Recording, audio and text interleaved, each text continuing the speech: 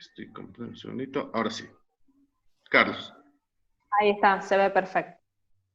Buenísimo. Muchísimas gracias. Saludos a todos. Un honor estar compartiendo con ustedes esto que queremos hacer un conversatorio. Estamos planteando una presentación que va a plantear algunas provocaciones, va a definir algunos rasgos de lo que está pasando en Bolivia, pero creo que lo más rico de esto va a ser que luego podamos compartir criterios, que luego podamos generar un ida y vuelta de las miradas de lo que está pasando en Bolivia, ¿no? Entonces creo que en esa lógica está planteado este título que es Bolivia en transición, los desafíos del post-evismo, ¿no? ¿Y por qué planteamos este título? Porque creemos que hay una transición política en Bolivia. Y lo que ha marcado el domingo, de manera muy interesante la elección, es que hay una victoria del partido de Evo, pero por primera vez sin Evo a la cabeza. Entonces estamos hablando de una transición de ciclo. Si bien después de estar un año fuera del poder, el MAS vuelve, pero con otra cabeza, con un nuevo presidente de la misma línea política, pero que marca, si quieren, un cambio importante en la conducción del país, ¿no? Evo Morales fue el presidente que más tiempo ejerció como tal en la historia de Bolivia y definitivamente es un ícono de la política boliviana, no solo en este momento en particular, sino yo diría que va a quedar registrado en la historia boliviana. En esa lógica, queremos partir con una pregunta. ¿Por qué?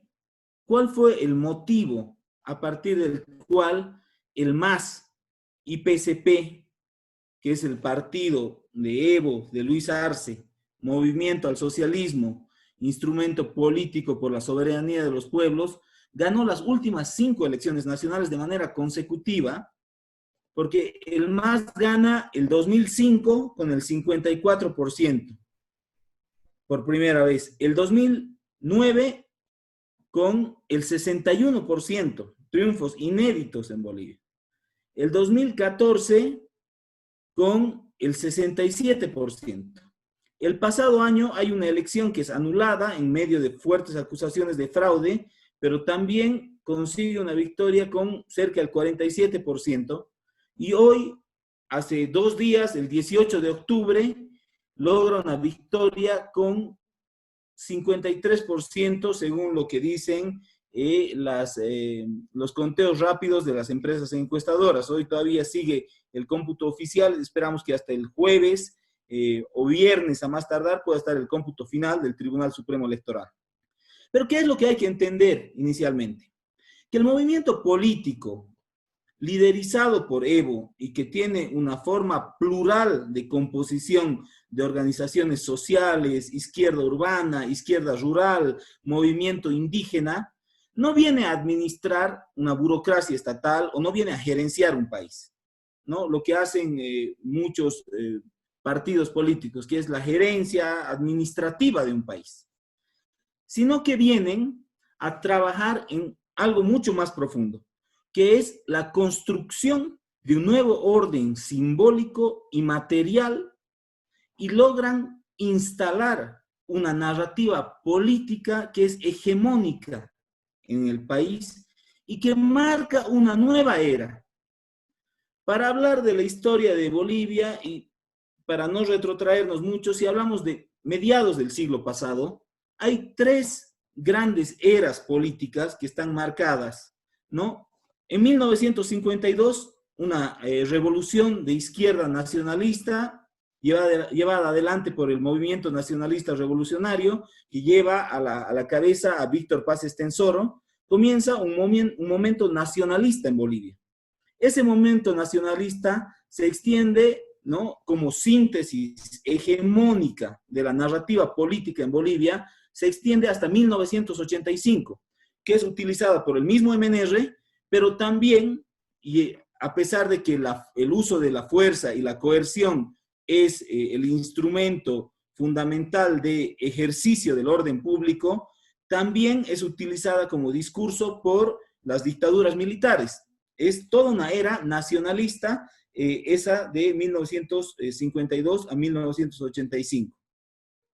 El 85, con toda una crisis económica, con hiperinflación, comienza un nuevo momento que dura desde 1985 hasta el 2005, estamos hablando de 20 años, que es toda una era neoliberal, donde se plantea, ¿no?, la apertura de mercados, se plantea que Bolivia tiene que ingresar a la modernidad, ¿no? Las empresas estatales son privatizadas, se venden acciones a transnacionales para que éstas sean las que administren, y comienza todo un otro momento.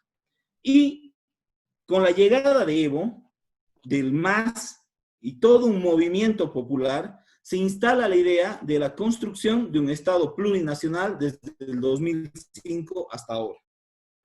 Continuando, ahí, ¿qué es lo que hace diferente y qué es lo que hace que el MAS y PSP no sea un simple administrador de la burocracia estatal? La gran diferencia que marcan es la capacidad que tienen de interpretar Bolivia, de construir una narrativa hegemónica. Y para construir esta narrativa hegemónica discursiva, lo que hacen es hacer una lectura del pasado, construir una síntesis histórica, política del pasado, que tiene que ver con esa lectura del proyecto político. Pero esa lectura del proyecto político de pasado no va a interpelar los últimos 15 años de neoliberalismo o los últimos 50 años, sino la riqueza de lo que hace el MAS y PSP es que genera una lectura, genera en términos de Mario Riorda, del maestro Mario Riorda, una construcción de un mito político a partir de una lectura del pasado que va a interpelar 500 años de historia, que va a interpelar la colonia como el daño fundamental a partir del cual se estructura no solo el Estado colonial, sino que se estructura también el Estado republicano, que es una especie de reproducción de esquema de dominación del Estado colonial en una nueva forma republicana. Entonces, hay toda una lectura del pasado muy vinculada con este daño del colonialismo y de la colonialidad como su práctica. Pero no se queda en esa interpretación, no se queda en esa mirada del pasado, sino que a partir de esa mirada de pasado, ¿no?, de esa mirada histórica, política, compleja, profunda del pasado, se proyecta y se construye un horizonte de futuro. Porque el MAS, como les decía, no viene a administrar el Estado, sino viene a refundar Bolivia. Y esa refundación de Bolivia tiene que ver con la destitución, la cancelación de la República de Bolivia para la constitución de un nuevo Estado plurinacional. Pero lo que hace que exista interpretación de pasado y horizonte de futuro es que a partir de esa construcción narrativa, de esa construcción ideológica, de esa síntesis, de ese mito de pasado y de futuro, existe una permanente orientación del accionar político, comunicacional del MAS en el presente. Eso lo diferencia de cualquier otro proyecto político que lo que hace es guiarse a partir de encuestas, de grupos focales para ver y parcelar pequeños momentos de la realidad, sino que hay una interpretación muy profunda. Entonces, este es un segundo elemento que es muy importante entender en esta constitución de discurso hegemónico de Bolivia. Y cuando hablamos de construcción de mito, siempre hay la mirada del pasado. Y aquí yo les quise presentar, con Bigmar hablamos y encontramos algo que es súper interesante, que es, este es un fragmento de una propuesta que hace el Consejo de Gobierno Hachasuyu Pachacuni, Malcus de Marca, Gilacatas de Ayu, Mamatayas y Mautas el 2006 para la formulación de la nueva Asamblea Constituyente. Y miren lo que plantea, ¿no? Dice que Bolivia es una criatura colonial asentada en la exclusión de la raza indígena. Su constitución fue hecha con el propósito de exterminar al pueblo indígena. Por lo tanto, la ideología del Estado es el racismo. La situación económica del país, de nuestras familias y comunidades, es el resultado de una política racista, aplicada sin interrupción desde la llegada de Pizarro hasta la huida de Sánchez de Lozada, que fue el último presidente de la era neoliberal. Nos encontramos en la extrema pobreza porque unos cuantos se creen dueños del país y manejan los recursos públicos con una mentalidad de asaltantes. Entonces, aquí hay la expresión de un daño, en términos teóricos, un daño como lo plantea Rancière, ¿no? Profundo, que interpela no solo, como les decía, estos 10 últimos 15 años, sino que está interpelando la historia misma de 500 años, ¿no?, de colonialismo y de la reproducción de estos esquemas coloniales en la República moderna. A partir de esta lectura de daño, ¿no?, queda abierta esta herida de colonialismo que es interpelada por el MAS, que es permanentemente construida en su discurso político y que es entendida, ¿no?, en 3 macrodimensiones, ¿no? Una cultural y social, ¿no?, donde esta herida abierta del colonialismo tiene en sus antípodas a la imposición de un pensamiento occidental versus, ¿no?, una mirada comunitaria precolombina, ¿no?, de lo que se denomina el continente del Abya Yala, ¿no? Entonces, primero hay en el colonialismo la imposición de una forma de pensar, de una forma de organizar la sociedad versus una forma de organizar la comunidad que tiene elementos antagónicos, ¿no? Entonces, lo primero que se recuerda permanentemente en este discurso, ¿no?, es esta imposición de pensamiento occidental versus la mirada comunitaria originaria que tenían los pueblos precolombinos, ¿no? En realidad, los pueblos del Abya Yala. Segundo, esta segunda dimensión del colonialismo tiene que ver con lo racial, ¿no? El racismo es uno de los ejes centrales que combate, ¿no?, el discurso planteado por el MAS y PSP como esta lucha contra el orden natural de dominación, ¿no? El orden natural de dominación que se quiso imponer del hombre occidental hacia el indígena, ¿no? Del hombre, esta mirada patriarcal versus la mujer, del adulto versus el joven, ¿no? Esta mirada racial, de superioridad racial de lo occidental sobre lo indígena, es otro de los elementos centrales en la crítica hacia el colonialismo como esquema de reproducción del poder desde hace 500 años hasta el Estado moderno. Y lo económico, porque evidentemente, ¿no?, existen imbricaciones perversas del colonialismo con el sistema capitalista e imperialista. Hay colonia porque hay intereses capitalistas imperialistas, porque existe un sistema extractivista que lo que hace es venir a cooptar, a llevarse, a extraer la riqueza de los pueblos originarios, utilizando a esos pueblos originarios como pongos, como una especie de esclavitud, ¿no?, en desmedro de ellos mismos. Entonces, lo que se plantea es que el colonialismo está presente porque hay intereses económicos, hay intereses imperiales que luego se convierten en intereses transnacionales y que significan también un orden económico de opresión. En la siguiente lámina vemos también que esta herida abierta al colonialismo es expresada en formas teóricas.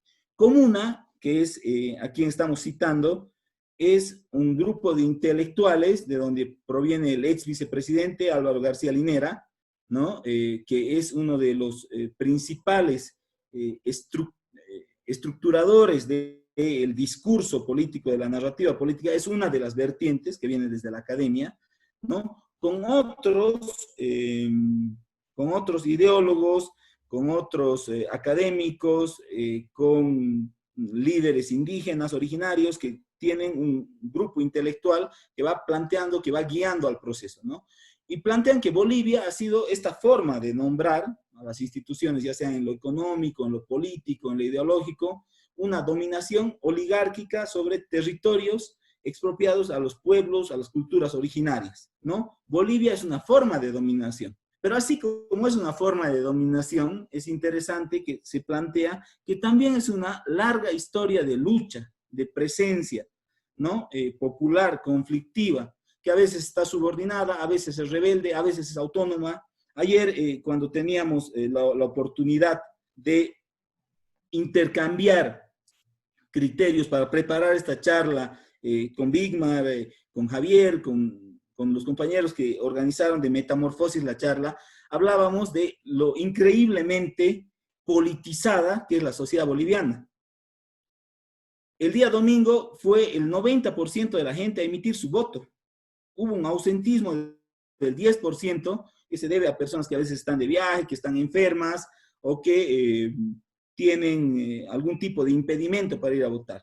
Pero fue una participación extraordinariamente alta y más aún en un contexto de pandemia, donde había mucho miedo por ir a votar, donde había mucho miedo por las aglomeraciones en las filas, en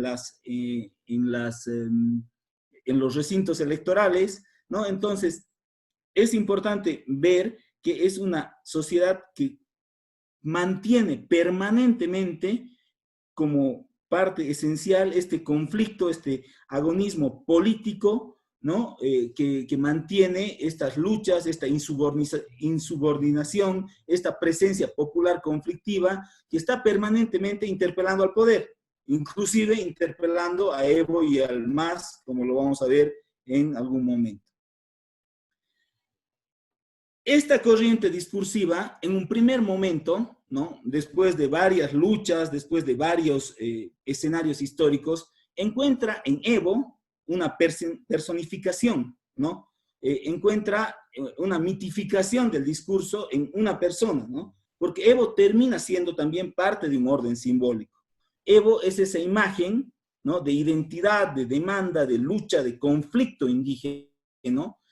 Que se construye a partir de toda la historia de conquista y colonia española y que permanentemente se sigue enlazando con la reproducción de las luchas populares en el Estado Nacional y que está presente en los debates internacionales sobre la ciudadanía multicultural, ¿no?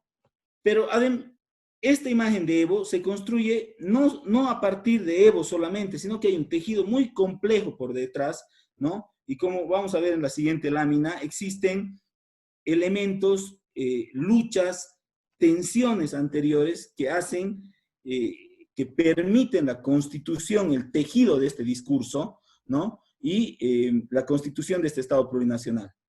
Y si bien la cuestión indígena, si bien la exclusión de una gran mayoría de la Bolivia popular por parte de élites oligárquicas ha estado presente, en esta era previa a la constitución del Estado plurinacional, existen algunos hitos que para nosotros es importante planteárselos como contexto para entender esta construcción hegemónica de la narrativa política. En los años 90 hay una lucha muy simbólica, ¿no? Del sector que proviene Evo, que es el sector de los cocaleros, que es la lucha por erradicar la hoja de coca, ¿no?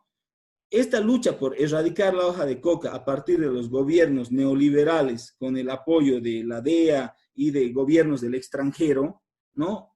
Tiene un orden simbólico presente, porque se trata de la lucha de intereses transnacionales, se trata de la lucha de intereses foráneos en contra de una hoja que hace parte de la culturalidad, que hace parte de las tradiciones ancestrales, originarias en esa lógica, ¿no?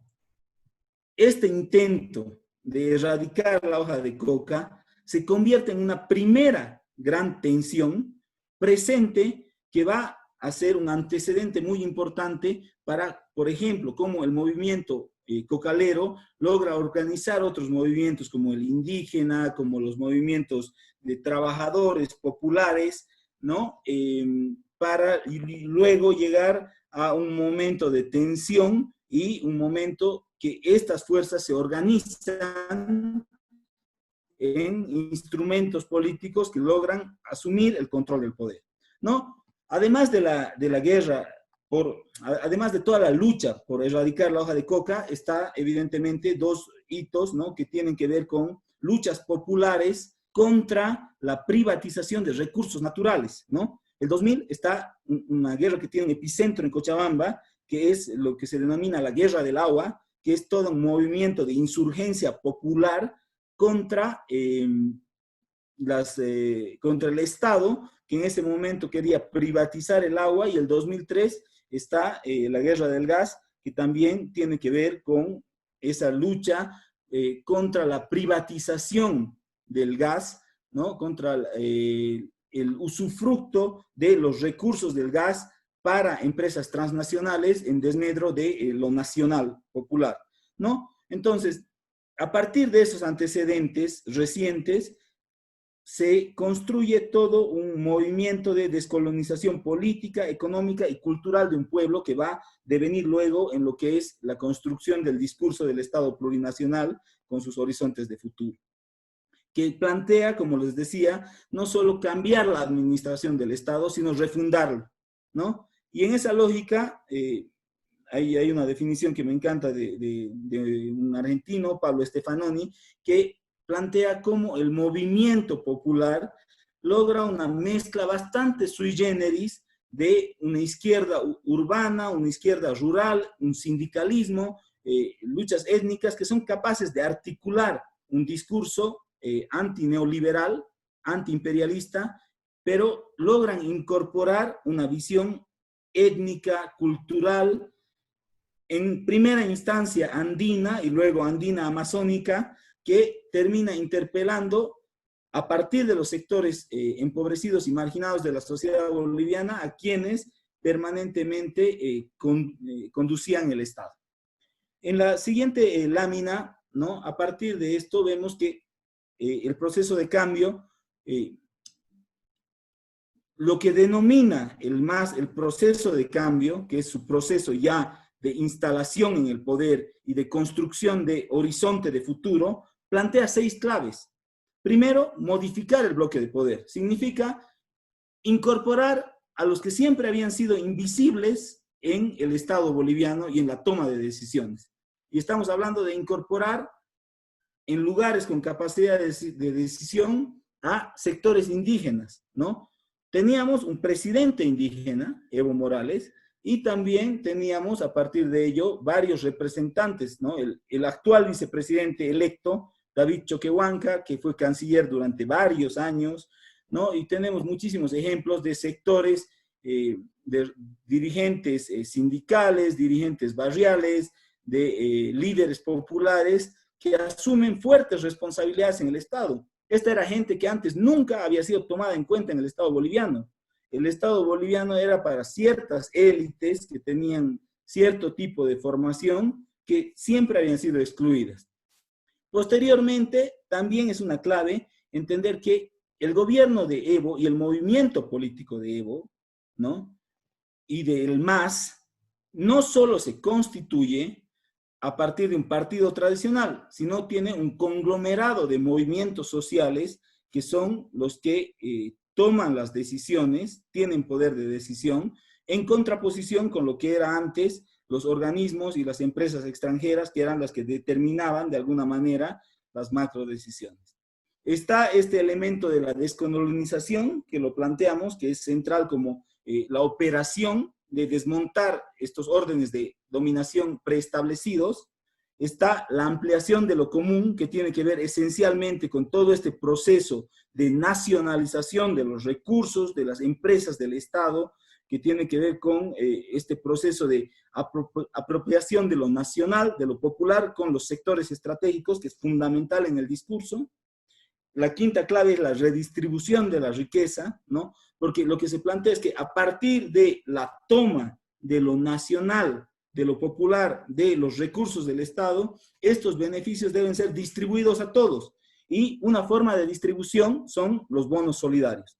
Y posteriormente está ya la industrialización de los recursos naturales que pasan a responsabilidad del Estado. Luego hacemos muy rápidamente, ¿no?, una mirada de lo que fue todo este largo recorrido, ¿no?, para ya llegar a lo que Wigmar les va a explicar, que es el momento electoral de hoy, ¿no?, de lo que fue la construcción discursiva, de lo que fue la constitución de la narrativa política del MAS entre el 2005 y el 2018. Y planteamos entre triunfos, entre tensiones y también entre contradicciones, ¿no? Porque a partir de la toma del poder y de la constitución de un nuevo bloque de poder con nuevos actores, ¿no?, el 2006, las primeras medidas que se toman son las nacionalizadoras.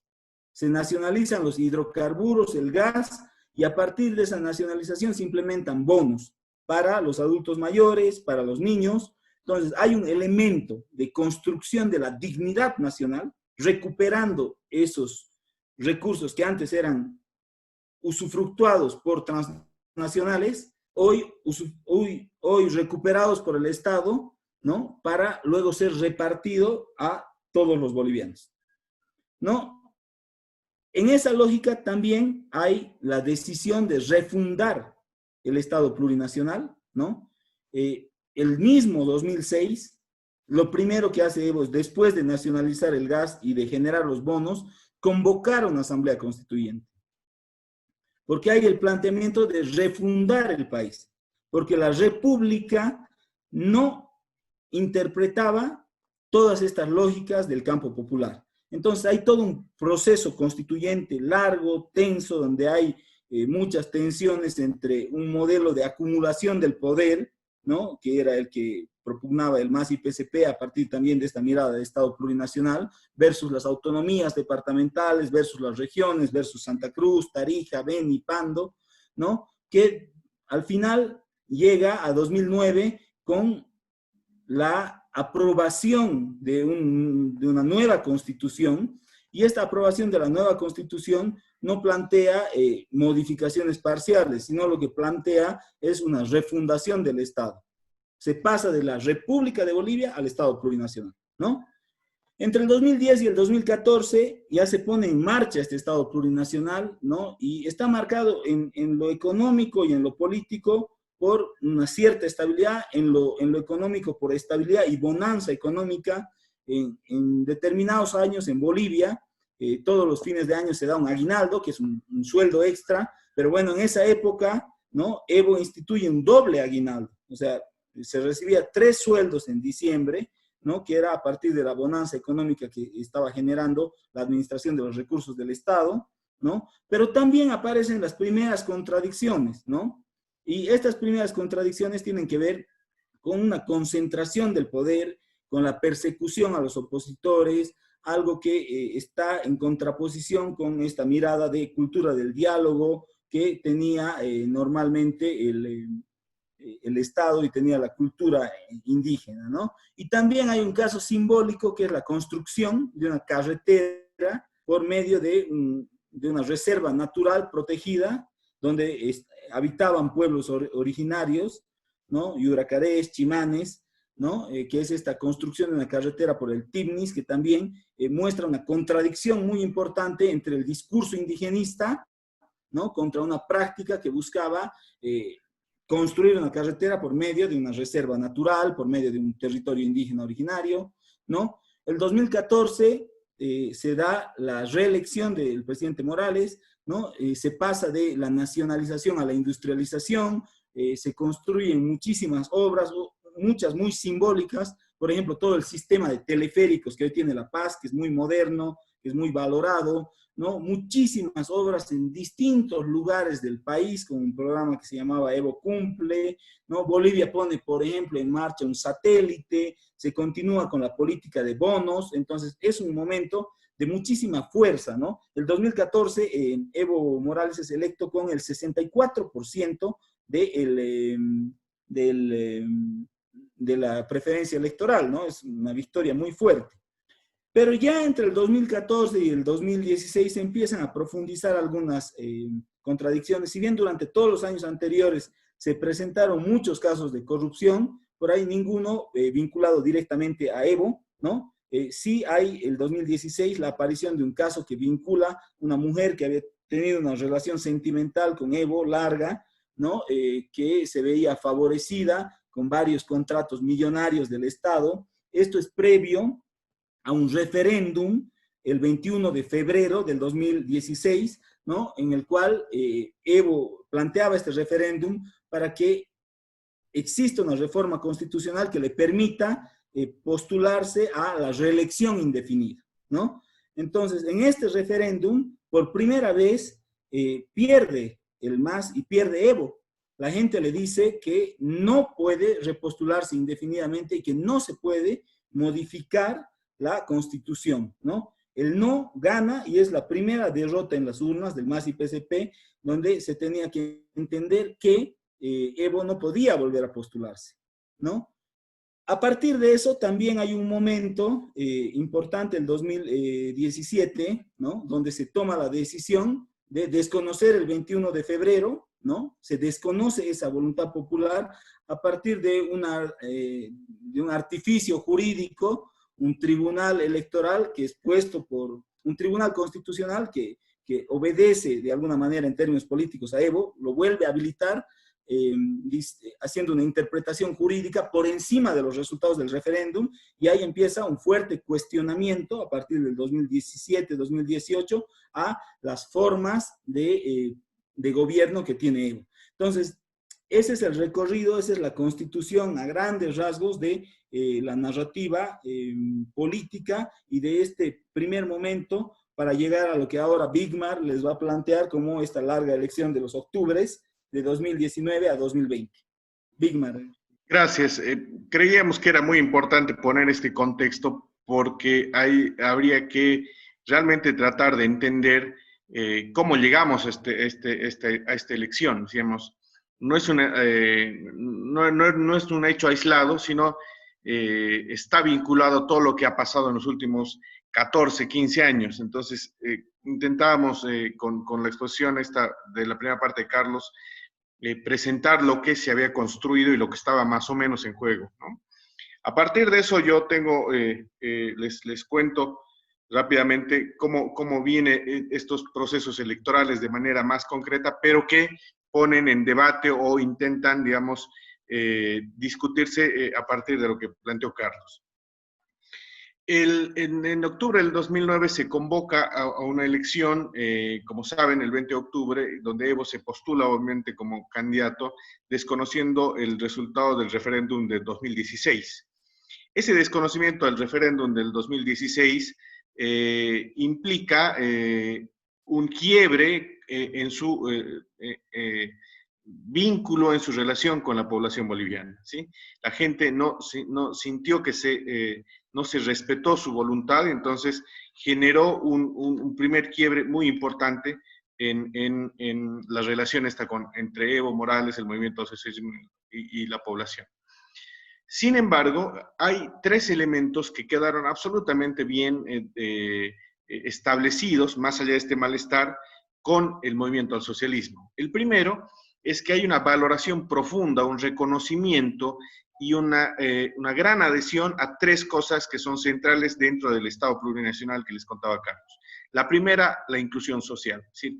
La inclusión social es un valor reconocido por la gente, valorado y respaldado, ¿no? Como primer elemento. Segundo, durante todo ese periodo del gobierno del MAS, vivimos en Bolivia una estabilidad económica muy importante. Muchos años Bolivia fue el país que más creció en la región, los niveles de desempleo eran muy bajos. Como decía Carlos, se planteó una norma en la que si el crecimiento económico pasaba una barrera, había doble aguinaldo a fin de año, etc. Entonces, hubo la sensación de que realmente la administración de la economía, de la macroeconomía, que además aterrizaba en el bolsillo de la gente, era muy buena. Ese reconocimiento, sin embargo, no tapaba otros elementos que la gente empezaba a cuestionar del gobierno de Evo Morales. Todos vinculados estrictamente a las formas de gobernar, a cómo ejercía ya el cargo de presidente y cómo ejercía el poder a partir de su presidencia, ¿no? Estos cuestionamientos estaban vinculados, yo diría, a tres cosas fundamentales. El primero, un abuso de poder.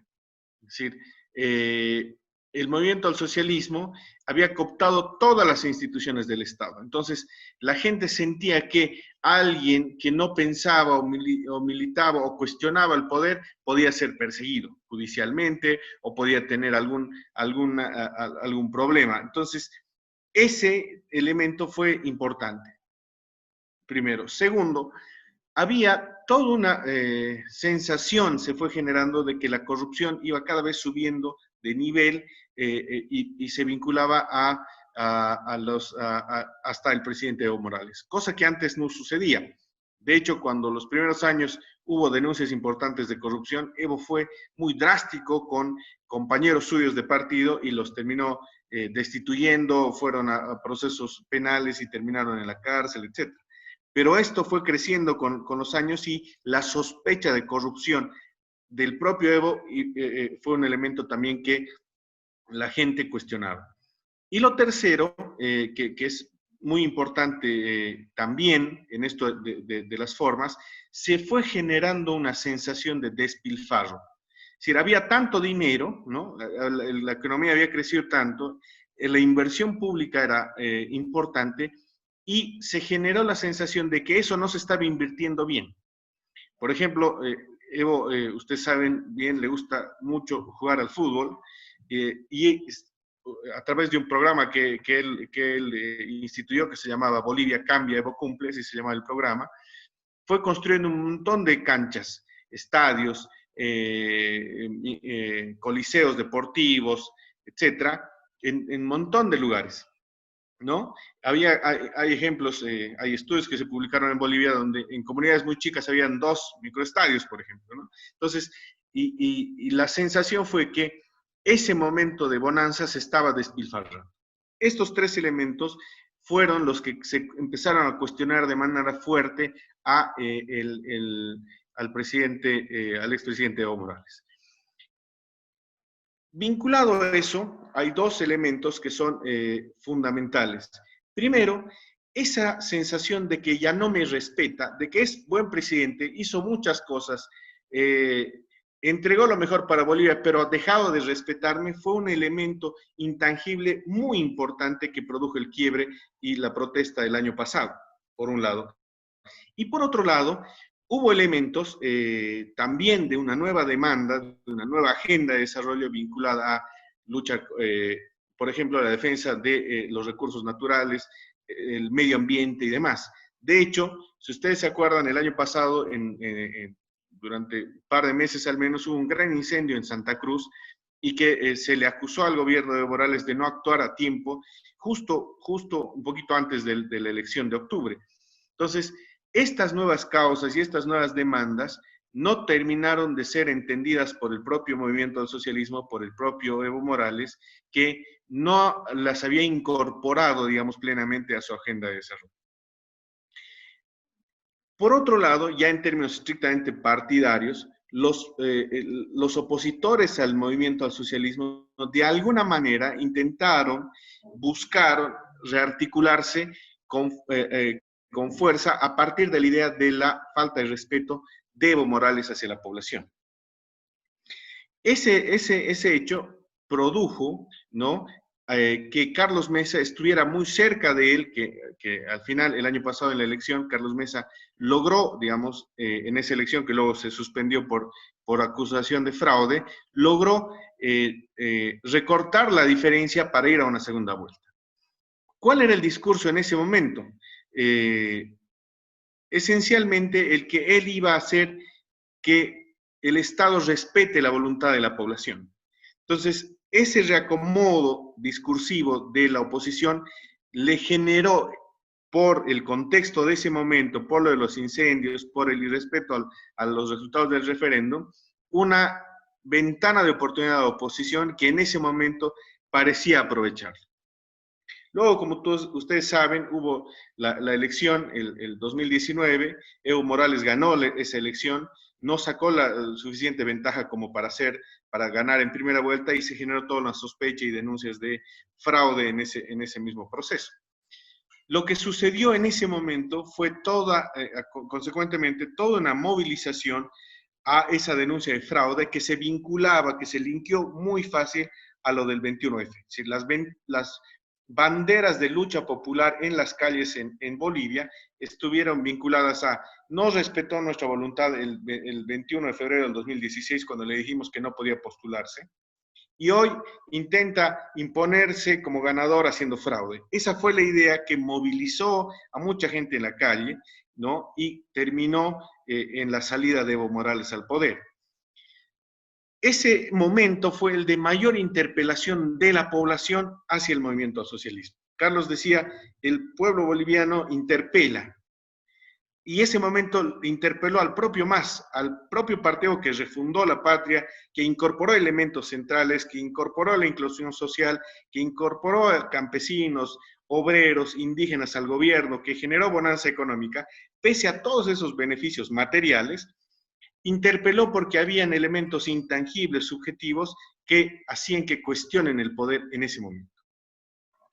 Hubo toda una configuración, la OEA jugó un rol importante, ustedes saben que cuestionó la transparencia del proceso electoral, hubo el surgimiento de nuevos líderes, Luis Fernando Camacho, un líder de Santa Cruz, un dirigente del Comité Cívico, que es una organización corporativa de la sociedad civil, con además elementos vinculados a la fe católica, a la fe cristiana, que empezaron a interpelar a Evo Morales, se generó todo un movimiento que al final derivó en que Evo Morales, el 11 de noviembre del año pasado, deje la presidencia y se vaya a México, ¿no?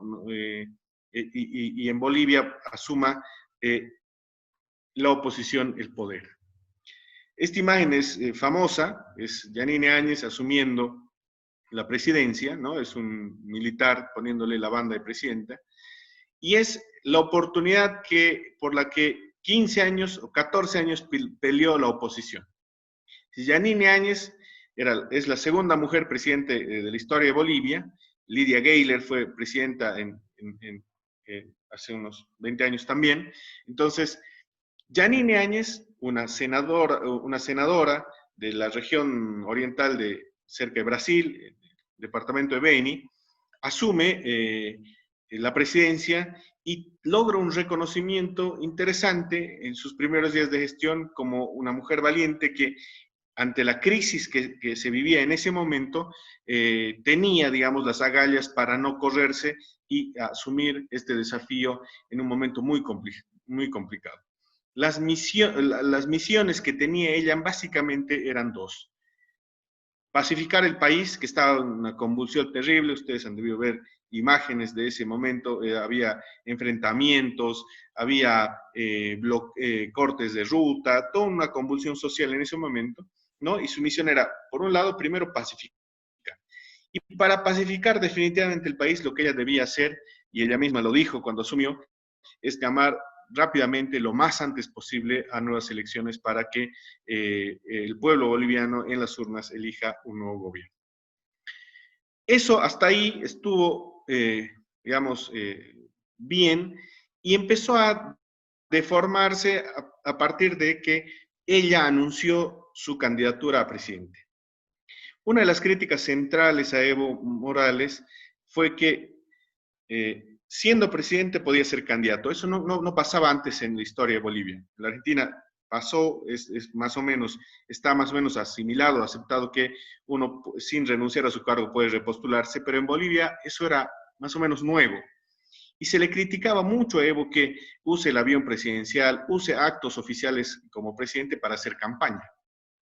Entonces, esa crítica dura que se le hacía a Evo Morales desde la oposición y que buena parte de la ciudadanía también criticaba, pensaba que se iba a acabar con en este nuevo gobierno. Eso no pasó porque esta nueva presidenta, no siendo del MAS, siendo de otro partido, siendo el partido que siempre criticaba a Evo Morales, terminó también siendo candidata y anunciando su candidatura. Entonces, todo eso que se le acusaba al MAS, digamos, terminó haciéndolo Yanine Áñez también.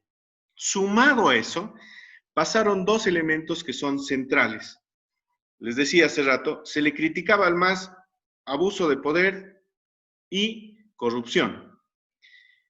Y el gobierno de Yanine Áñez en abril de este año sufrió dos golpes muy duros. Primero, hubo una compra, se truncó obviamente, pero estaban comprando respiradores con sobreprecio. En un contexto tan sensible por lo de la pandemia, además, un hecho de corrupción escandaloso, poniéndole sobrepeso a respiradores, fue realmente fulminante para la imagen de su gobierno. Y por otro lado, hubo denuncias de mal uso de aviones oficiales para trasladar amigos, familiares de la presidenta de un lugar a otro donde todo el mundo estaba cumpliendo la cuarentena, no se podía movilizar, y hubo, por publicaciones de la gente que viajaba en redes sociales, hubo todo un escándalo sobre cómo utilizaban los aviones del Estado para moverse amigos y familiares de la presidenta. Entonces, esos dos elementos fueron, digamos, de alguna manera los que terminaron fulminando su imagen como presidenta y de su gobierno. Posteriormente ella declinó su candidatura. Y lo otro es la administración de la pandemia, ¿no? Realmente Bolivia hasta ahora no tiene una política clara de administración de la pandemia, y eso, digamos, generó toda una crítica también a su gobierno.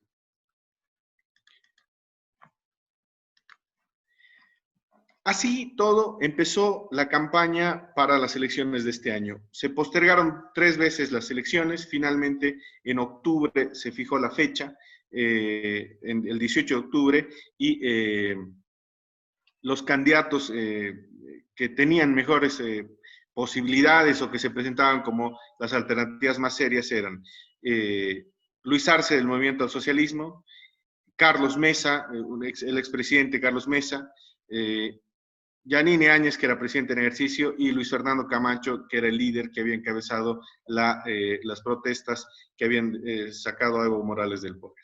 Entonces, estos eran los actores en esta nueva campaña que empezaba para elegir al nuevo presidente de Bolivia. Nosotros, haciendo un ejercicio con Carlos, mirando cosas, estudiando, veíamos cómo el domingo antes de la elección en Bolivia, los datos de intención de voto eran casi exactamente los mismos entre el 2019 y 2020. Aquí en la parte de arriba, si se fijan, son los datos de 2019. La intención de voto de Evo Morales llegaba con una intención de voto de 32%, y Mesa tenía 27% de intención de voto. En el cuadro de abajo, las tablas en las gráficas de abajo, está la intención de voto del 2020. Luis Arce tenía 33 de intención de voto y Carlos Mesa 26, prácticamente calgados los números. Entonces nos preguntamos, ¿pasó algo o no pasó nada entre 2019 y 2020 para que tengamos estos mismos números casi inamovibles entre un año y otro, después de convulsión social, después de tener nuevo presidente, después de que Evo ya no estaba en el país, después de que ha habido escándalos de corrupción, después de todo ese movimiento? ¿Qué pasó? Si bien las estadísticas eran exactamente las mismas, los contextos de la votación eran totalmente distintos.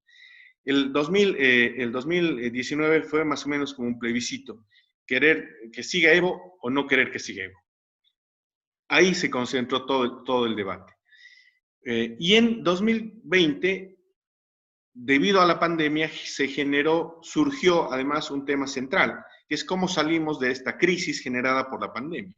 Entonces, el movimiento al socialismo trató de interpretar eso de mejor manera, es decir, salir de la crisis económica, teniendo además como su candidato al ex ministro de Economía de Evo Morales. Entonces, eso interpretó el movimiento al socialismo y de alguna manera le ofreció eso a la población. Y por otro lado, la oposición siguió con el mismo discurso de evitar que vuelva Evo Morales al poder. Ni siquiera se centró necesariamente en Luis Arce, sino en lo de Evo Morales. Eso es un elemento central. Lo segundo el efecto de Yanine Áñez. Yanine Áñez le mostró a la población, le hizo probar a la población boliviana otro gobierno y otro partido que no era el MAS. Y la gente probó y dijo, me quedo con el MAS, porque los mismos errores que se les criticaba al MAS los cometió definitivamente el gobierno de Yanine Áñez. Luis Arce se mostró con otro rostro más fresco, dijo en sus intervenciones que él podía reconducir el proceso de cambio, el movimiento al socialismo. Hubo cierta autocrítica en los últimos días de campaña y trató de mostrarse que no es Evo y que él va a tener una personalidad propia para gobernar y sacar a Bolivia de este momento. Santa Cruz jugó un rol muy importante porque la votación que tuvo Camacho en Santa Cruz, donde fue el único departamento además que ganó, no le favoreció a Carlos Mesa como sí lo hizo el 2019. Este es un elemento central que explica la victoria también tan contundente de Luis Arce, porque Santa Cruz definitivamente quiso meterse como región en la pelea de la política nacional y terminó apoyando a su candidato propio, que era Luis Fernando Camacho. Y Carlos Mesa en ambos contextos tuvo una campaña muy moderada, muy tibia, digamos, que al final no le permitió ganar la elección. La disputa electoral, para avanzar rápido, tuvo dos peleas de encuadre. El MAS intentó poner esto en términos discursivos en debate, decir, somos la certeza sobre el futuro económico del país, ¿no es cierto? Nosotros sabemos y tenemos la experiencia para sacar a Bolivia de este momento crítico, y el encuadre de todos los opositores que quisieron marcarle al movimiento al socialismo fue, estos hicieron fraudes, son corruptos, despilfarraron, van a traer problemas al país, etc. Esa fue la pelea finalmente discursiva que se libró en la elección. Cada uno de las campañas, digamos, tomaron un rumbo y nosotros ahí con Carlos somos bastante críticos de cómo interpretar esto mismo en términos de comunicación política o marketing, ¿sí? Fíjense el cartel de Luis Arce. Luis Arce plantea recuperar la patria, linkeándose a ese profundo a esa profunda transformación que liberó el MAS durante 14 años. Lo que planteaba Carlos al principio tiene que ver con eso, con recuperar la patria, que tiene un profundo sentido y tiene además una explicación de cómo del gobierno salieron indígenas, salieron campesinos cuando entró Yanine Áñez, ¿no? Había la canciller actual del gobierno, Yanine Áñez, el 4 de julio se sacó fotos oficiales con la bandera de Estados Unidos, que de alguna manera representa lo del imperialismo en la construcción discursiva local. O sea, todos esos errores terminaron de mostrarle a la gente que lo del MAS es mucho más profundo, es mucho más, está mucho más vinculada a raíces realmente fuertes del nacionalismo boliviano. En cambio, las otras dos campañas siguieron, digamos, de alguna manera una ruta mucho más de marketing, pusieron elementos mucho más livianos, digamos, en términos discursivos. El MAS nunca dejó de hablar de pueblo, ¿no? Que es una palabra muy popular, muy identificada con el conjunto del país. El partido de Carlos Mesa se llama Comunidad Ciudadana. Es decir, aquí hay muchos campesinos en Bolivia, que es una característica de nuestra sociedad, y hay muchos pueblos indígenas. Ellos, por más que en teoría en la Constitución sean reconocidos como ciudadanos, ellos no se perciben como tales. Ellos son campesinos y son indígenas, no son ciudadanos. Para ellos, ciudadanos son los que viven en la ciudad, por ejemplo. Entonces, que tu agrupación se llame Comunidad Ciudadana y vos hables de este va a ser un gobierno de ciudadanos, automáticamente excluye a estas mayorías. Y la agrupación Creemos de Camacho básicamente hablaba de los jóvenes y solo de los jóvenes, y claro, la iconografía de toda su campaña mostraba jóvenes urbanos. El símbolo del movimiento al socialismo nunca dejó de ser la huipala, la bandera que abraza a todos los bolivianos, a los pueblos indígenas, a los sectores populares. Carlos Mesa siempre, su campaña se basó en hacer videos cortos desde su biblioteca, siempre hubo una biblioteca, libros detrás de él, digamos, ese fue más o menos el icono de su campaña, y Luis Fernando Camacho, siempre muy activo, vinculado a esto de los jóvenes, mostrándose con energía, como la fuerza, digamos, de la juventud. El MAS se planteó como una continuidad de lo que ya se venía haciendo. Comunidad Ciudadana nunca interpeló el Estado plurinacional, en realidad ninguno de los candidatos interpeló el Estado plurinacional, solo que trataba de darle un refresh moral, de decir, en nuestro gobierno no va a haber corrupción y demás, y Luis Fernando Camacho tampoco interpelaba lo que se había construido en el gobierno de Evo Morales, solo que planteaba un cambio de actores. Es decir, no hubo ninguna propuesta que interpele lo que Carlos explicaba.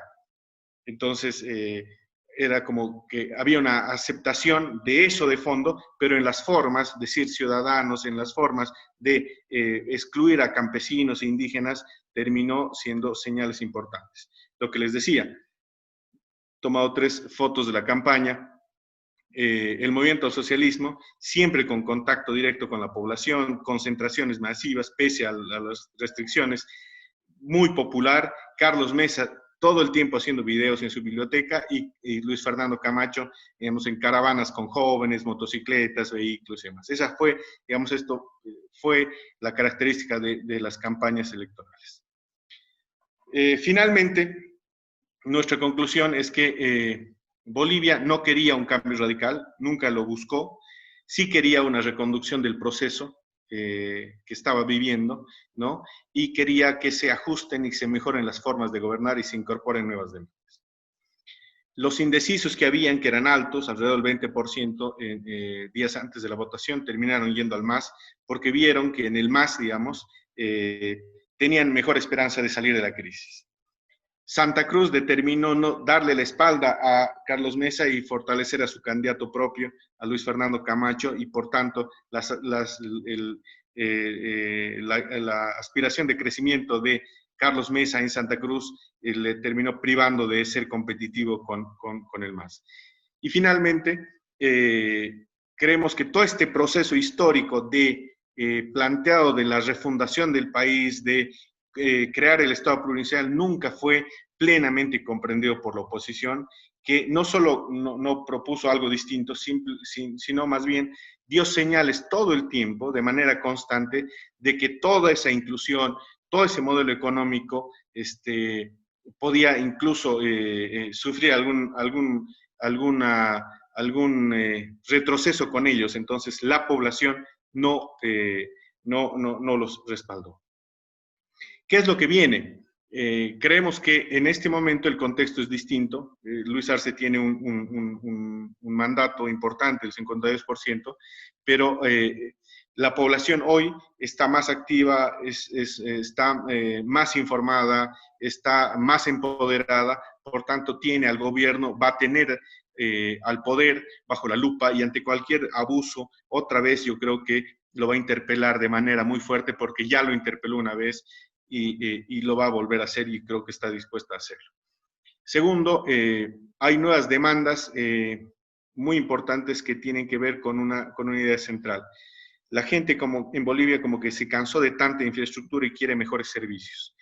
Ese tránsito es un desafío para la gestión de Luis Arce, ¿no? O sea, mejorar los servicios que te da el Estado más que la infraestructura como tal.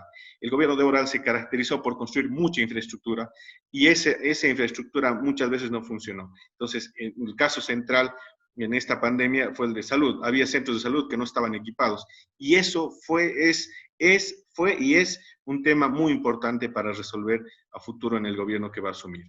Finalmente, hay ¿cuál va a ser el rumbo del proceso de cambio? Hay 2 alternativas, o no está anotado, o un poco de ambas. La reconducción real del proceso de cambio que lo puede encarar Luis Arce, o finalmente la radicalización de ese proceso, haciendo parecer que el MAS va a volver al país para cobrar venganza de todos aquellos que lo sacaron, más o menos, ¿no? Esos son los caminos que tienen. Creemos que, esperamos que además, porque lo ha dicho el mismo Luis Arce, él va a construir, va a reconducir el proceso de cambio para una reconciliación nacional que sería lo ideal.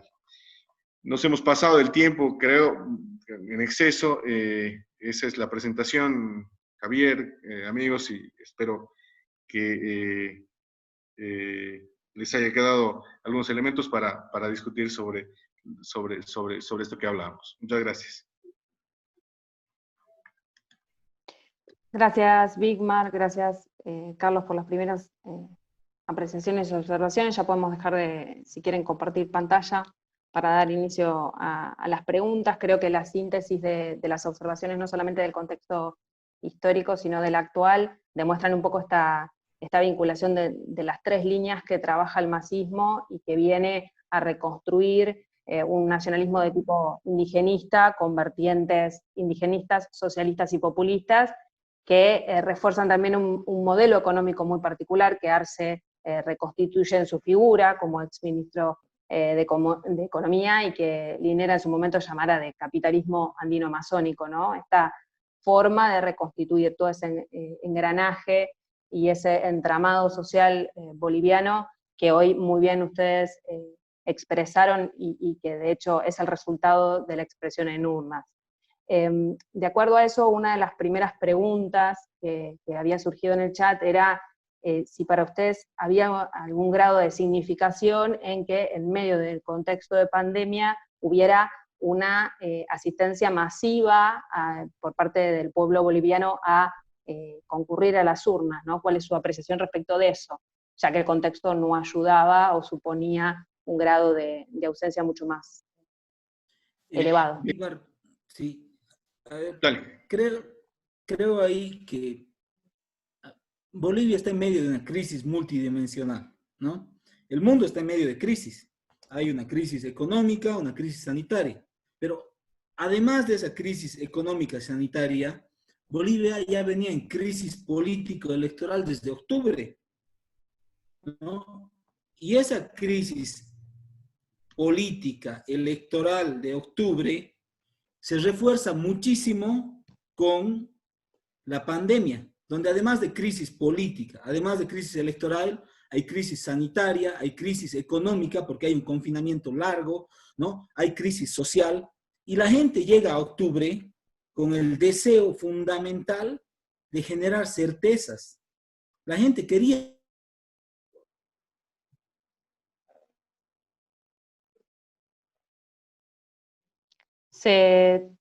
Puede ser que se haya trabado, Carlos, que se haya cortado un poco su... Sí, pareciera.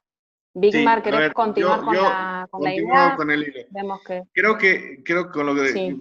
con lo que decía Carlos, la gente entendió que la única manera de tener algo de certeza sobre su futuro era teniendo un gobierno electo.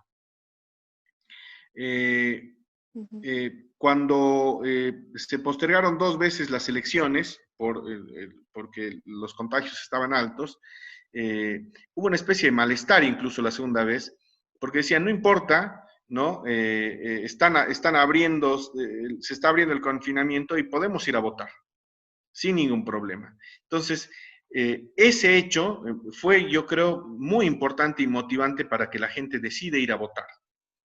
La salida a la crisis, para decirlo muy simple, que estábamos viviendo, era tener un presidente electo.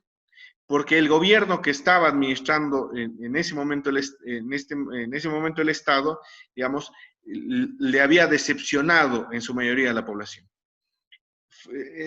Realmente fue interesante, después podemos compartir para que tengan, los niveles de aprobación de la presidenta Áñez de abril a mayo bajaron más de 25 puntos.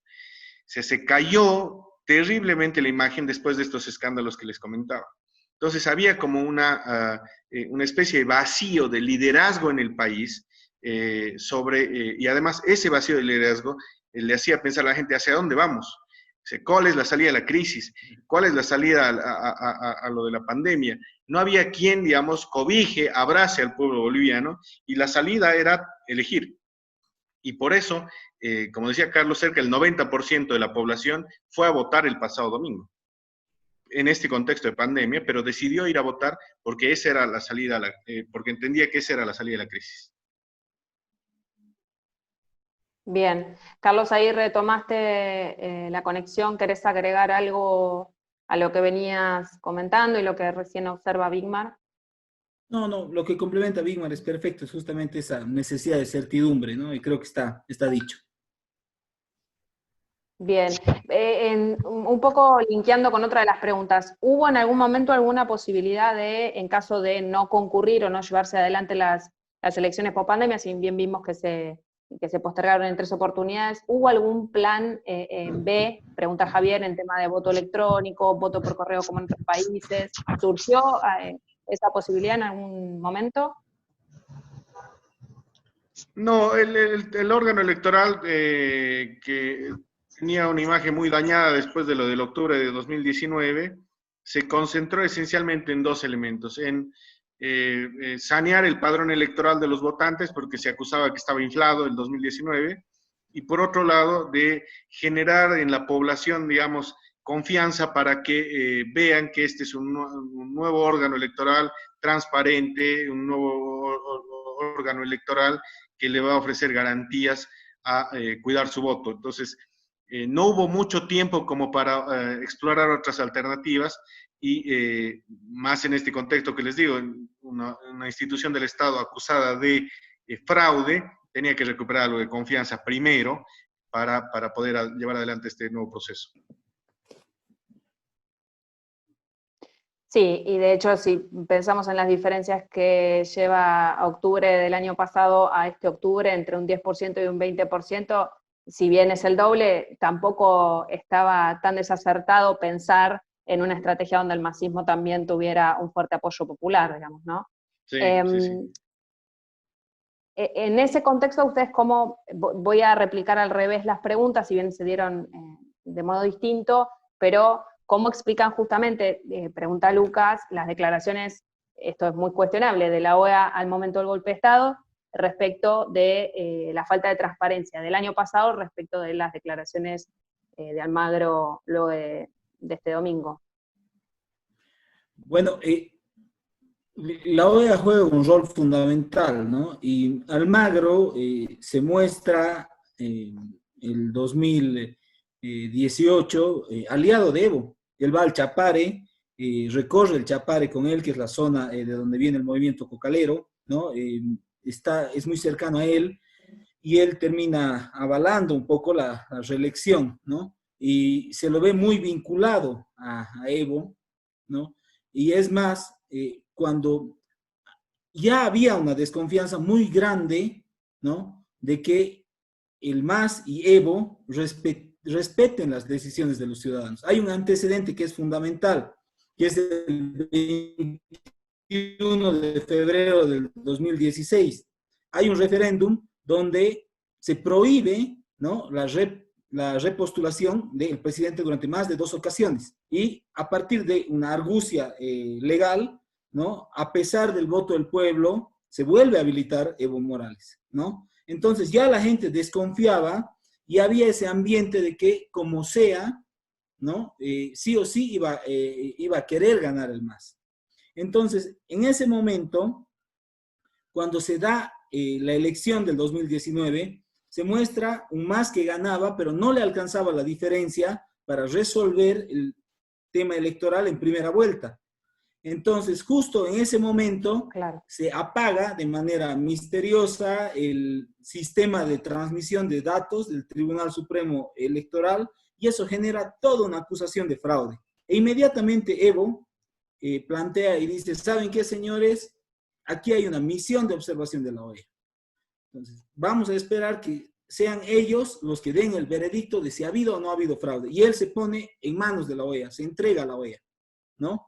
Y todos pensaban que la OEA iba a salir, es más, todas las fuerzas opositoras rechazan, ¿no? Esa intermediación de la OEA y dicen, no, la OEA es parte de sus aliados y ellos van a terminar, Almagro está con ustedes y van a terminar avalando lo que han hecho y se rechaza. Cuando ya sube la convulsión social, ¿no? Cuando ya se dan 21 días de un conflicto muy fuerte en las calles, en los 9 departamentos del país, ¿no? Cuando ya comienza un motín policial, ¿no? Y los atisbos también de lo que podía haber sido un motín militar, ¿no? Sale el informe de la OEA que es lapidario, ¿no? Y que en el momento más álgido le da la espalda a Evo, ¿no? Entonces, ese termina de ser el hecho desencadenante para instalar esta idea de fraude, ¿no? Pero ahora, lo interesante es que con estos resultados contundentes de una nueva victoria del MAS, ¿no? El día de ayer o anteayer, si no me equivoco, sale Almagro y plantea un tuit felicitando la victoria del MAS y de Evo, ¿no? Y la hija de Evo le responde, le dice, ¿sabe qué? Guárdese sus felicitaciones, que usted es cómplice. Entonces, es súper interesante el rol que juega la OEA, porque es, en definitiva, un elemento clave, es un actor clave para lo que pasó, la anulación del proceso del pasado año, ¿no? Y ahí jugó un rol fundamental en su observación, pero hoy, dada la victoria contundente de nuevo del MAS, vuelve a alinearse y a felicitar el triunfo del MAS, ¿no? Entonces, es bastante contradictorio, ¿no? Pero juega un rol central la OEA. Sí. Cuando estaban presentando las placas respecto de estas sensaciones, Verónica Crespo preguntaba, creo que vos, Carlos, le habías contestado por el chat, ¿en qué datos empíricos se basan estas apreciaciones sobre las sensaciones, ¿no? de las consideraciones respecto del masismo, de la figura de Evo, etcétera? Yo cortito ahí, de ahí me gustaría que complemente Wigmar. Bueno, con Respecto Wigmar... de, si mal no recuerdo, había abuso de poder, corrupción y despilfarro, perdón. Era sobre esas sensaciones, ¿no? De abuso de poder. Con Wigmar tenemos la suerte de combinar lo académico con la consultoría, ¿no? Entonces estamos en permanente contacto en la comunicación política en ambos rubros. Y es súper interesante algo que vemos. Hay municipios, ¿no? Donde desarrollamos algunos trabajos que son muy opositores a Evo, que tienen una oposición prácticamente cultural a Evo, ¿no? Donde el MAS pierde 70-30, ¿no? Que son municipios del oriente boliviano. Pero en esos municipios es interesante cómo la gente reconoce y dice, ¿ha sido un buen presidente Evo? Sí, ha sido bueno. No son de su ideología política, no comparten su narrativa, pero ha sido bueno, sí, 60%. Ha sido un gran presidente. ¿Y qué era lo bueno que tenía? No, había estabilidad económica, había bonanza y también había inclusión. Tremendo, datos demoledores, ¿no? Pero sí que le molestaba a la gente. Le molestaba a la gente algo que tiene que ver no con el fondo, no con los planteamientos centrales en la organización política del Estado, con la inclusión social, con la economía, sino lo que le molestó a la gente fue las formas de gobierno. Entonces, estos planteamientos que nosotros presentamos tienen que ver con miradas, con perspectivas teóricas, pero también con prácticas y con datos de grupos focales, de encuestas en los que hemos podido participar en distintos municipios, en distintos departamentos. Sí, cortito. A ver, un montón de estudios de opinión pública sobre reputación de gobierno, estudios de opinión pública para procesos electorales desde hace años, desde el 2016, tienen que ver con un crecimiento, una idea de dos ideas fundamentales. Uno, que el MAS, al no reconocer el referéndum del 2016, era un gobierno que no respetaba a la gente, por tanto, era un gobierno que abusaba de su poder, ¿no? Entonces, esa sensación fue creciendo y terminó de estallar con la acusación de fraude, ¿no? Uno hace un recorrido, un histórico de estudios de opinión pública y eso va creciendo. Entonces, eso por un lado. Y por otro, en un montón de grupos focales, investigación cualitativa, en la que participamos nosotros en varios lugares del país, me acuerdo siempre de esta pregunta. ¿Qué les parece a Evo Morales? ¿Es un buen presidente, el mejor de la historia? ¿Quieren que siga? No. ¿Cómo entiendes eso? Es el mejor presidente, inclusión social, hizo todas las cosas, pero no quiero que siga. ¿Por qué? La pregunta, ¿por qué no quieres que siga? Porque no respetó mi voto.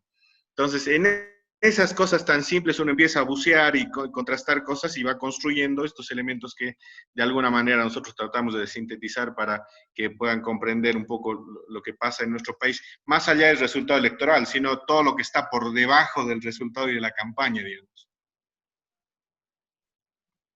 Sí, y que de hecho en la campaña podríamos decir que la oposición se justificó más en la oposición respecto a la figura de Morales y el cuestionamiento a lo que había sido la figura específica de él, y no tanto a cuestionar el modelo que llevaba adelante, porque eso era, en términos quizá electorales, incuestionable, por decirlo de alguna manera, ¿no?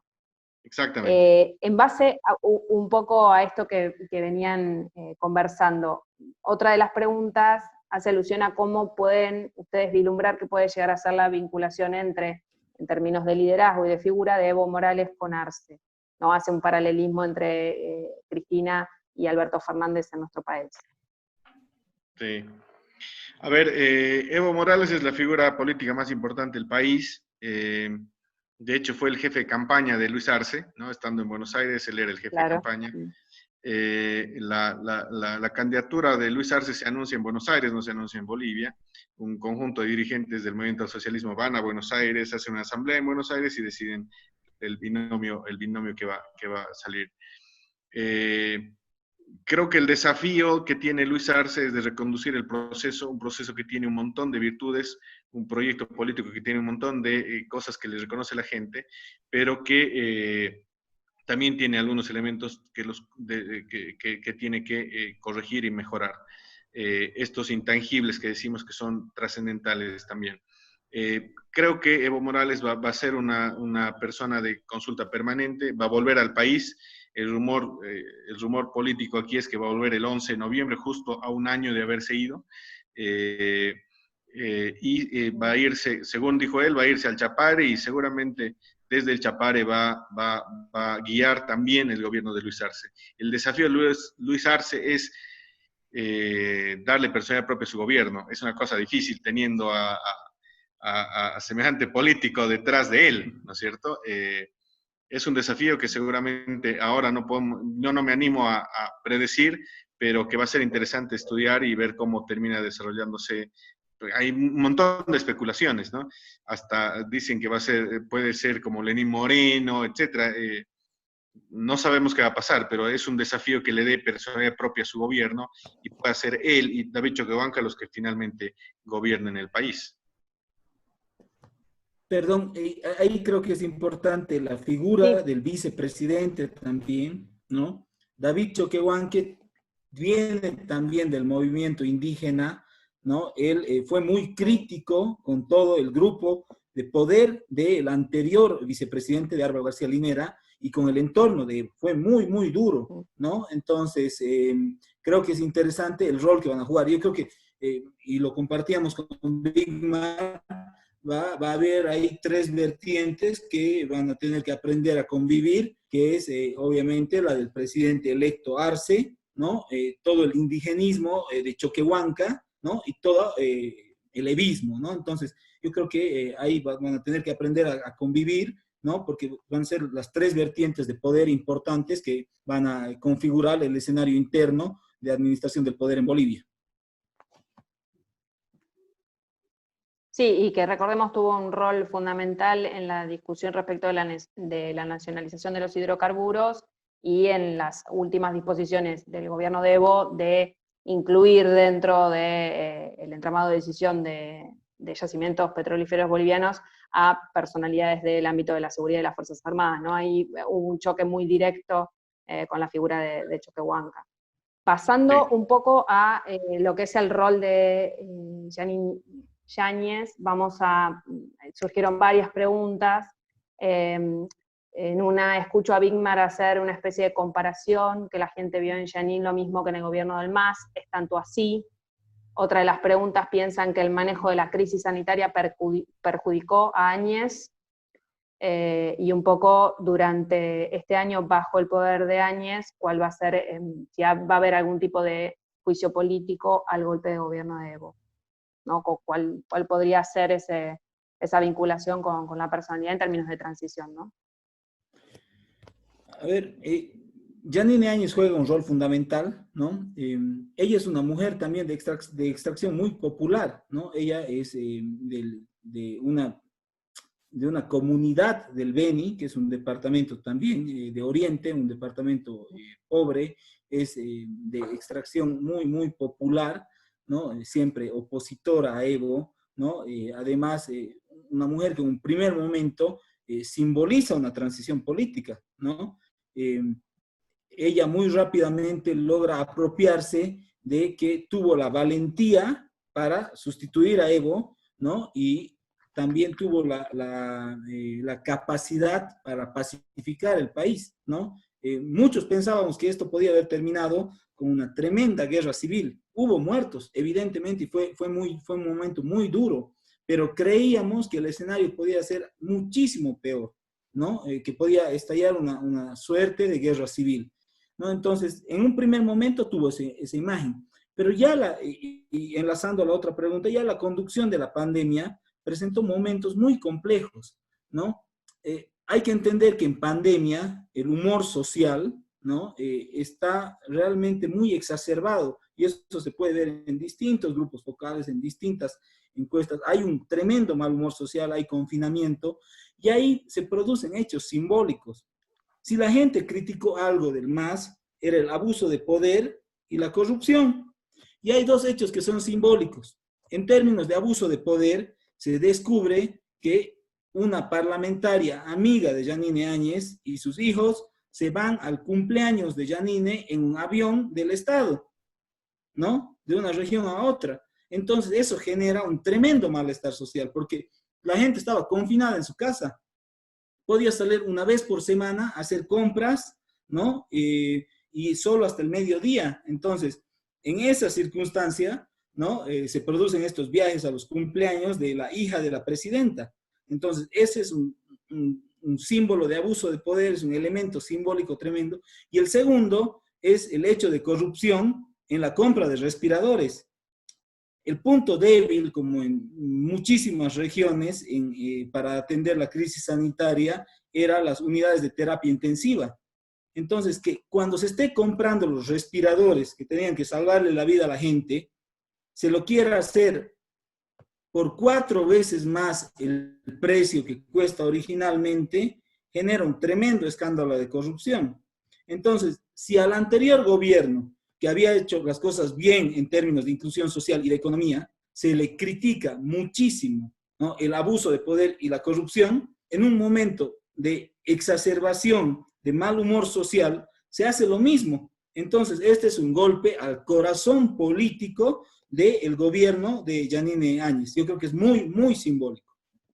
Ahora, sobre lo que viene en torno a si hay juicio político o no, seguramente van a haber procesos, pero confiamos que, digamos, todo se debe resolver siempre respetando los derechos humanos, tanto de todos los asilados, por ejemplo, que tiene el gobierno de Evo Morales en la Embajada de México ahora mismo, y los de este gobierno. O sea, un poco el llamado es a la madurez política y el crecimiento político también que tiene que haber en nuestros países, para que no haya persecución de un lado ni del otro y todo el mundo se pueda defender en derecho en el marco de las leyes, ¿no?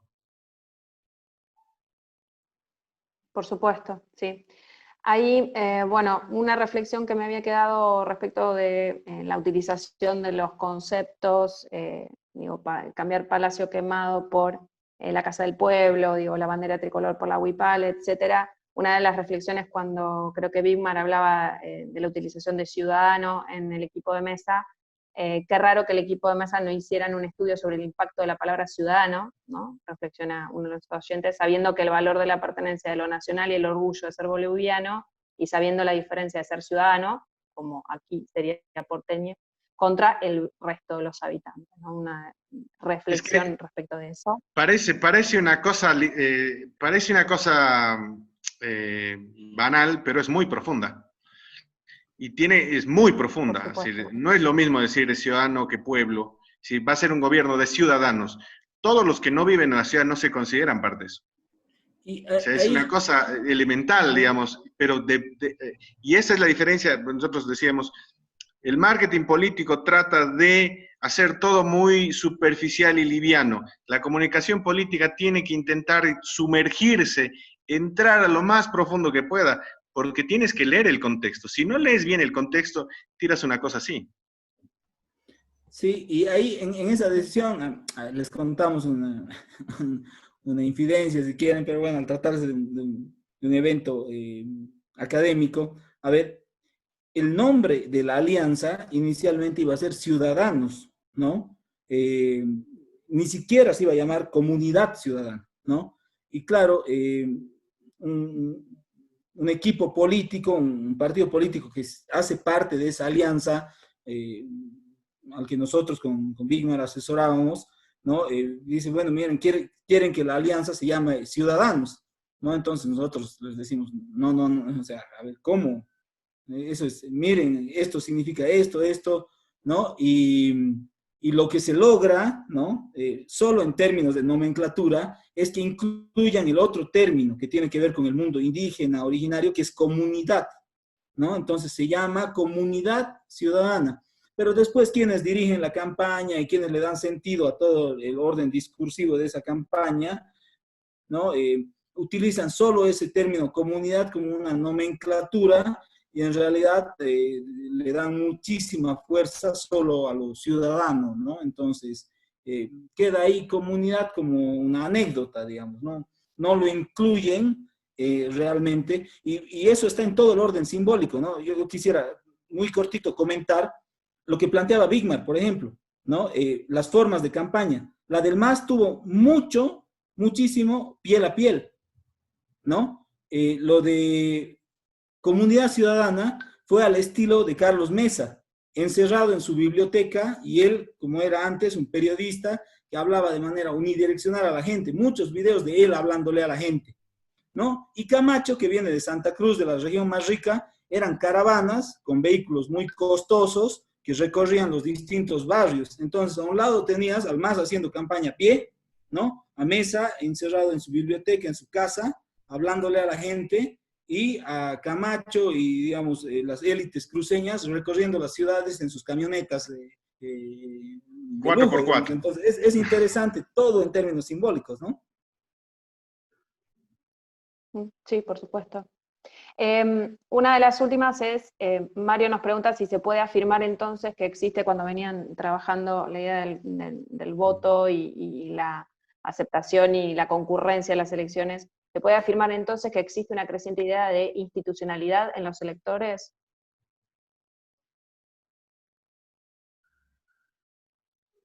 Ahí, Pero no sé si se Mario cortó, perdón. contesta. Ah, eh, sí, que Mario pregunta si se puede afirmar que existe una creciente idea de institucionalidad en los electores. Sí, sí, totalmente, totalmente, claro que sí.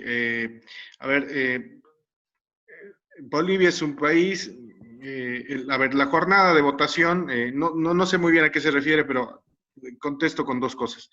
Eh, Bolivia es un país absolutamente muy formal. Ustedes, si conocen compatriotas nuestros, es un país mucho más formal, mucho más la cultura nuestra, y hay un respeto profundo al proceso democrático como tal, ¿no?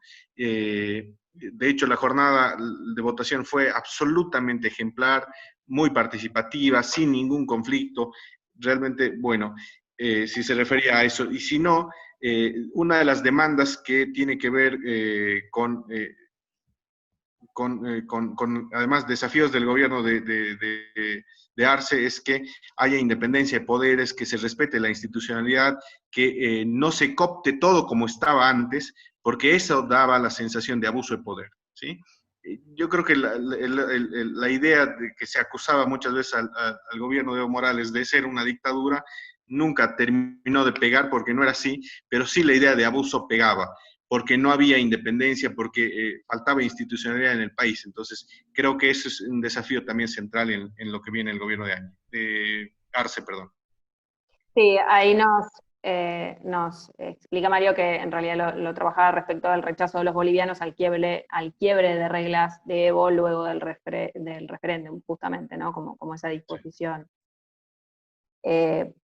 Bueno, hemos cubierto, creo que todas las preguntas, como siempre, los participantes y las participantes del chat están muy activos, pero bueno, como cierre quería agradecer como organizadores, digamos que la verdad que nos llena muchísimo de alegría que referentes, tanto de la ciencia política como de la comunicación, no nos queremos olvidar de nadie, Mario Riorda, Paola Zubán, Gustavo Córdoba, Ivana Torrico, Claudio Gareca de ALCAP, Gaspar Bosch, María Elina Serrano, cada uno, tanto de los participantes como de los expositores en este ciclo, se hicieron eco de esta edición especial y difundieron la iniciativa de Metamorfosis con el aporte tanto de Bigmar como de Carlos para enriquecer un poco lo que ha sido la mirada de las elecciones en el hermano país de Bolivia. Así que les agradecemos mucho a todos por hacer este intercambio tan rico y este espacio de pensamiento enriquecedor para todos nosotros. Muchísimas gracias a ustedes por la invitación y a la orden siempre para estar en sus espacios. Muchísimas gracias. Muchas gracias. Compartir con ustedes y vamos a estar también escuchando todo lo que genera la metamorfosis en Compol. Yo creo que hay que sumar los esfuerzos. Hay quienes nos consideramos activistas y queremos ser activistas de la comunicación política, y desde todo el continente vamos a ponerle el hombro a esta gran iniciativa y saludos. Muchas gracias. Muchísimas gracias y como siempre les dejo. Recuerden que pueden volver a ver la edición en el canal de YouTube de Metamorfosis Compol. Y que el martes que viene nos vemos con Janina, ¿no? El martes que viene ya estamos de vuelta con Janina. Exactamente. Janina Welp el martes que viene a las 17. Bueno, y a Carlos y a Bigmar les pedimos que se queden un ratito con nosotros y les agradecemos a todos los participantes que hayan estado una vez más. Abrazo grande. Muchas gracias. Chao, muchas gracias. Hasta luego. Chao. Gracias.